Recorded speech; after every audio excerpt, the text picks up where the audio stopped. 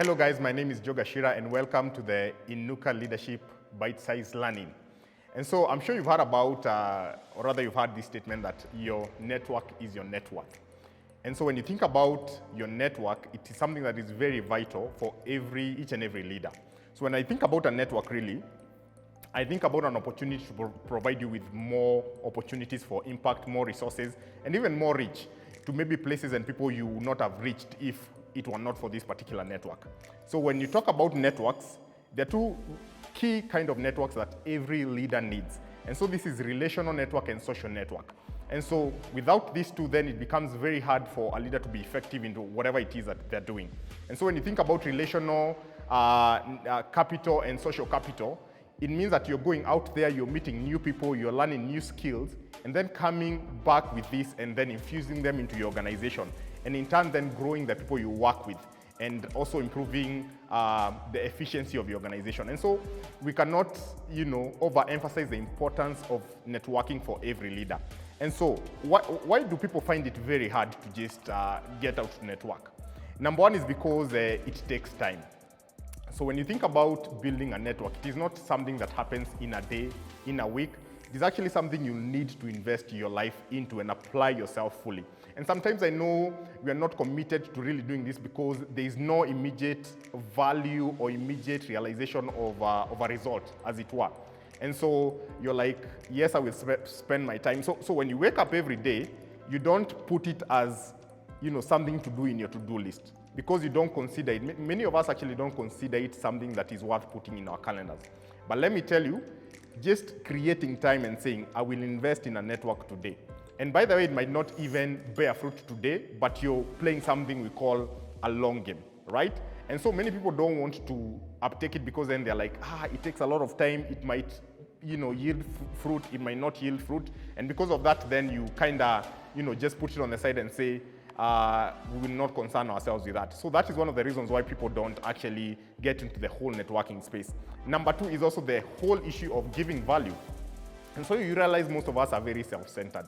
When you think about a network, you've seen a person and what they're doing or the kind of resources they can attach you to. And what you want is to get what these guys can connect you to. But you're not looking at what value you can in turn offer to this person. And so when the ball game is turned and now we have to think about the value we're offering to this other person, then many people then hold back again because most people are ready to receive value, but they are not ready to give value. So those are some of the things that actually make people not just want to walk down that networking path. But again, as I said in the beginning, it is vital and very important for every leader to have the right kind of networks because that is the only way you'll get new ideas. That is the only way you become innovative and actually pick and learn from other people out there and come and infuse some of these ideas into your organization. And so what are the types of networks that are out there and available for us as leaders? So number one is obviously your personal networks. And so when I talk about personal networks, you're talking about your friends, your colleagues, your family. These are guys you're familiar with.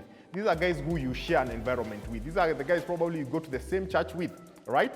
And so I like to call personal networks the just like me networks or convenience networks. They are good, but you need more than this.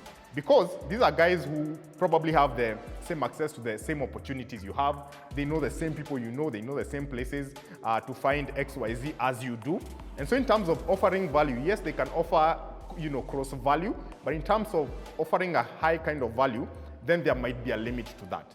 So the number two kind of network is operational networks. So when you think about operational networks, then you're thinking about networks that you interact with on a day-to-day basis. And these are guys actually who help you do things, specific things, technical things. So I know an accountant somewhere, I know a video guy somewhere who can come and record and make me look good. These are people who actually add value, but only come to just do specific things to enhance your entire leadership value chain.